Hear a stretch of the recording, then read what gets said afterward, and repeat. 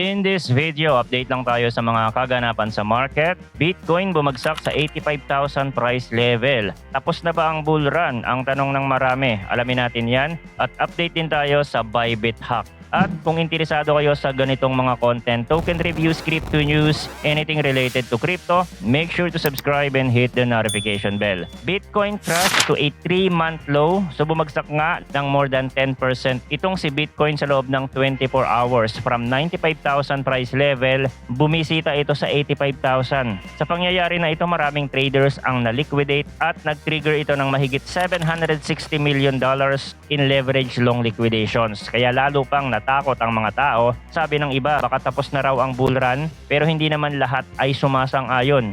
Ang tinitingnan na dahilan ng iba ay yung net outflows mula sa spot Bitcoin ETF umabot sa 516 million noong February 24. Medyo malaki, pero kung titingnan natin ng nakaraang 4 na araw, bago yon naka 553 million outflow na din si BTC. Yet nanatili pa rin sa taas ng 95,500. So baka hindi lang ito yung factor. Ang mas malalim na rason ayon sa iba ay ang macroeconomic concerns pa rin. Lumabas kasi ang balitang si US President Donald Trump ay muling maglalatag ng tariffs sa import mula Canada at Mexico na magsisimula na sa March 1. Ito yung napag-usapan na natin before at na-extend ng ilang beses. Alam nating tuwing may trade war jitters, nagiging risk off ang market. Pati mga tech stocks at iba pang risk assets ay bumagsak din. Nvidia, Tesla, Palantir, Broadcom, pare-pareho ring lumagapak mula February 21 hanggang 25. Nakikitang malakas pa rin ang correlation ni BTC sa tech sector kapag umiiwas ang investor sa growth stocks, nadadamay din si Bitcoin. Sinasabi ng mga economist na lumalakas ulit ang investors' demand para sa safe haven tulad ng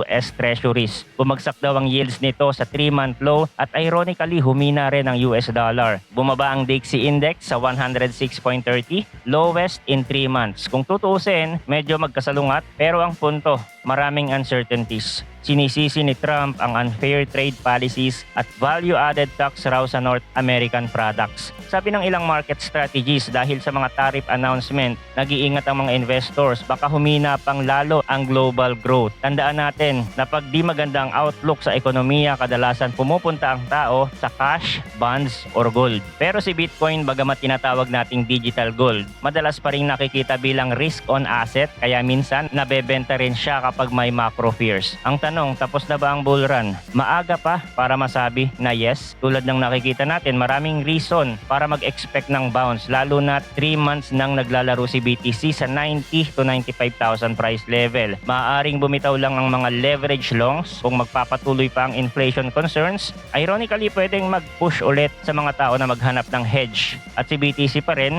ang tinitingnan ng iba. Kaya lang, may sumunod pang negative news na ikinabahala ng lahat, ang Bybit hack. Bybit hack leading to a 4 billion bank run dahil nga nakaranas ang exchange ng 1.4 billion hack, isang exploit na kinasangkutan ng Lazarus Group, ang North Korea affiliated hackers. Itinuring ito bilang biggest crypto hack in history, nalagpasan pa nga yung dati ng 600 million hack sa Ronin Bridge at dahil dito nagkaroon ng matinding fear sa mga users ng Bybit. Nag-withdraw sila ng sabay-sabay, umabot ng 4 billion pero in total 5.5 billion outflow ang nakita mula sa exchange. Dati raw nasa 16.9 billion ang total assets na minomonitor sa mga wallet ng Bybit pero bumaba ito ng 11.2 billion base sa DeFi Llama data. Sobrang laki ng effect. Ayon kay Bybit CEO Ben Zhu, 70% ng clients Ethereum daw ang nakuha. Dahil doon, kinailangan nilang maghanap ng loan para magkaroon sila ng pangsalo. Lalo na't marami ang nagwi-withdraw. Kaso may isa pang complication. Nakapark kasi ang malaking portion ng stablecoin ng Bybit, nasa 3 billion in USDT sa Safe Wallet. Ang Safe ay isang custody protocol na may smart contract wallet functionalities. Dahil daw sa hack, nagdesisyon muna ang Safe na i-temporarily shut down ang ilang features for security reasons. Kaya hindi ma-access agad ni Bybit yung 3 billion. Samantala, dumami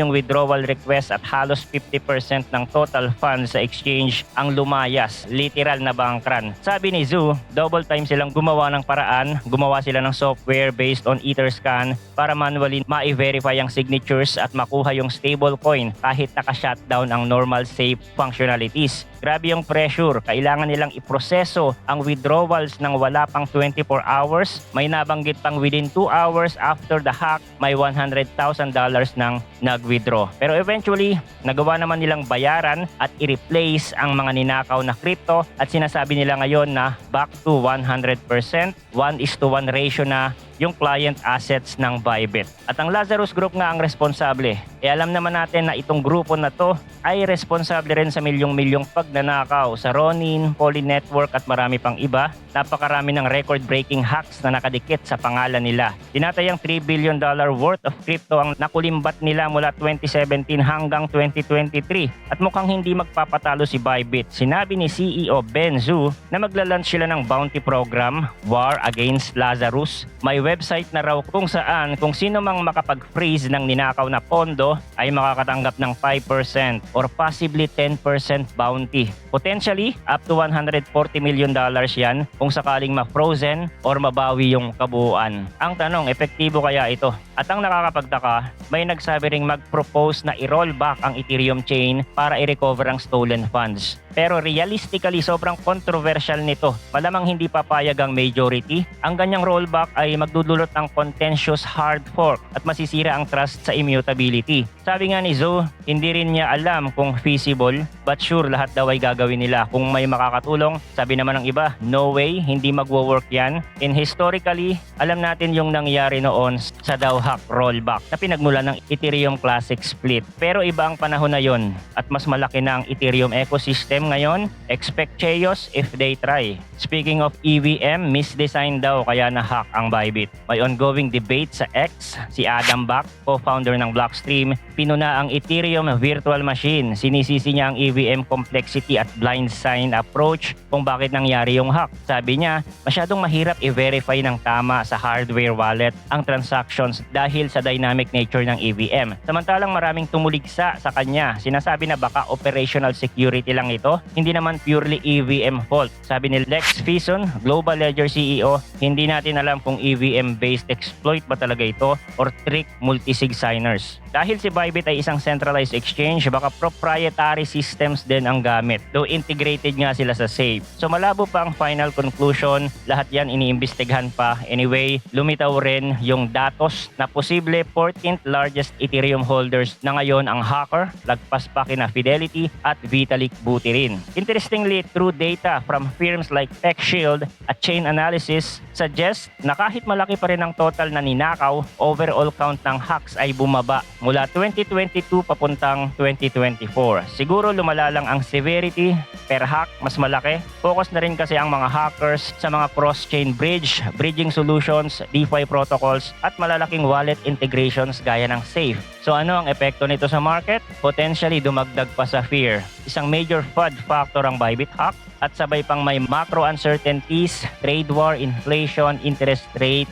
Hindi kataka-taka kung bakit bumaba si BTC sa 85,000 price level. Pero tandaan, historically tuwing lumalala ang macro environment at dumadami ang pangamba, pwedeng pumihit ulit si BTC kung may enough demand for a non-sovereign assets. So kung mananatili ang hawkish stance ng Fed at patuloy ang tariff issues ni Trump, baka makita pa natin ang choppiness, pwede ring mag-bounce bigla lalo na kapag napagod na ang mga sellers. Kung titingnan naman natin ang price action ni Bitcoin, umpisa natin sa weekly dahil bumagsak nga ito sa 85,000 price level, nag-create siya ng another low, so it's a bearish price action. Maikukumpara natin ito sa previous price action nung umabot si BTC sa 70,000 at bumagsak sa 53,000. At alam natin, hindi siya nagtuloy sa bear market. Kaya masyado pa din maaga para masabi na tapos na ang bull run. Normal reaction yon ng mga tao kapag bumabagsak ang price. So punta tayo sa daily. Ang 85,000 na magsisilbing support dito. From all-time high, meron na tayong negative 21%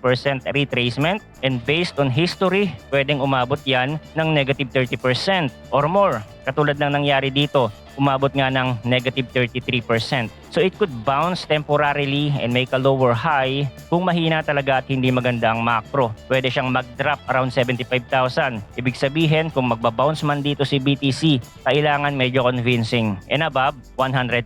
Kasi kung hindi nga at ma-reject ulit, magkikreate yun ng another lower high, then possible another lower low. So tapos na ba ang bull run? Well, hindi natin makukonfirm yun dahil bumagsak si BTC sa 85,000. Kasi this level of retracement is normal in a bull market. Although nasa huling yugto na tayo ng bull market, and I think meron pang isang leg up ito kung pagbabasihan natin ang mga nangyari nung nakaraan. Okay? So yun lang ang crypto update natin for today. Thanks for watching again. Good luck and see you on the next video.